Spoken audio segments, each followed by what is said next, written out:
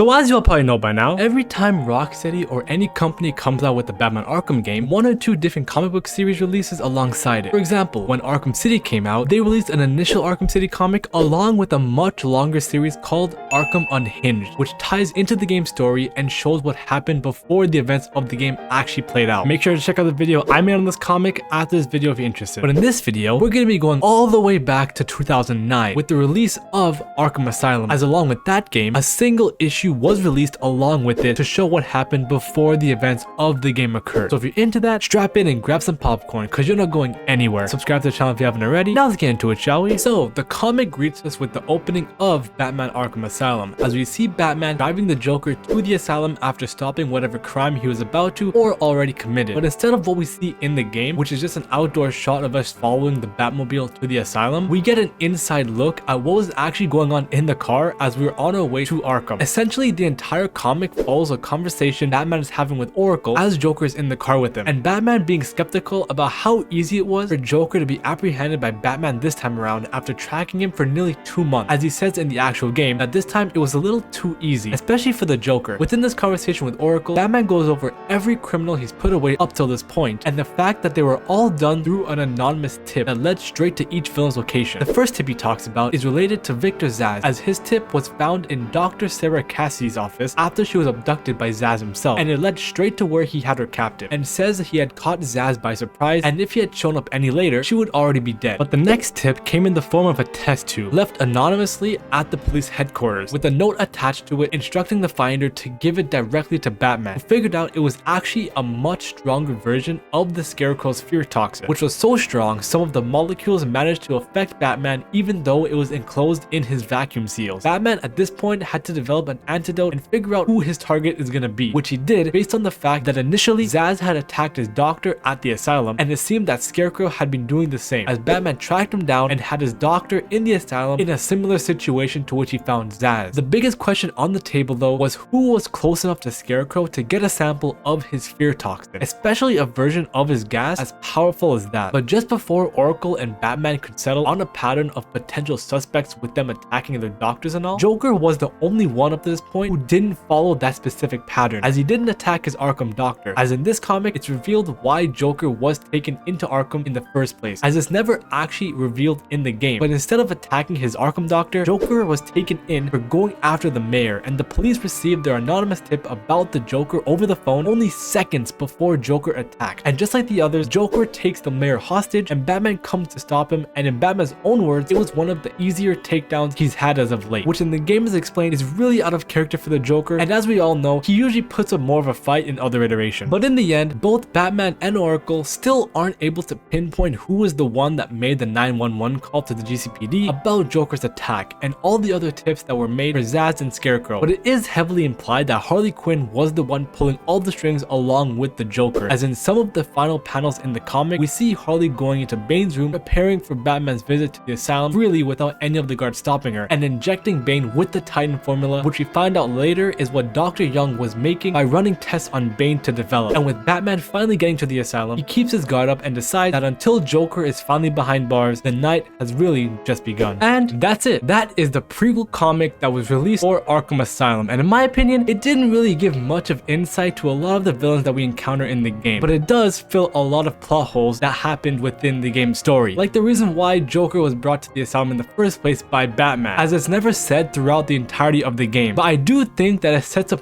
really well for the actual game, as it feels more of a prologue cutscene that could play out in the intro of the game to show us how we got to this point. And it seems like that's what they were going for, as it's not too over the top like all the other Arkham comics for the other games, which are full-on series, but it does give enough information and foresight of what we see in the game and answers questions that aren't fully answered in the actual game. But overall, I really enjoyed this comic, even though it was really short, but I think it gives the reader enough information before they actually go in and play the game for themselves. And for those that play the game before reading it, it pieces everything together really well and shows how everything came to be, which in my opinion was really well done. And that's all I gotta say about that. And with that, we've reached the end of the video. Hope you all enjoyed this video. I know this video was one of my shorter ones out of all the videos on the Arkham series, but I really wanted to go over this comic because I found it really cool and someone in the comments requested it, so I had to do it. Click on the bat symbol to check out my Arkham City comic video, which is way longer than this video as I go over more than one issue, and click on the video beside that to check out a video I think you'd like on my my channel. Because if you like this one, you'll definitely like that video. I hope you all have an amazing rest of your day, and I'll see you all next week with another video. Peace!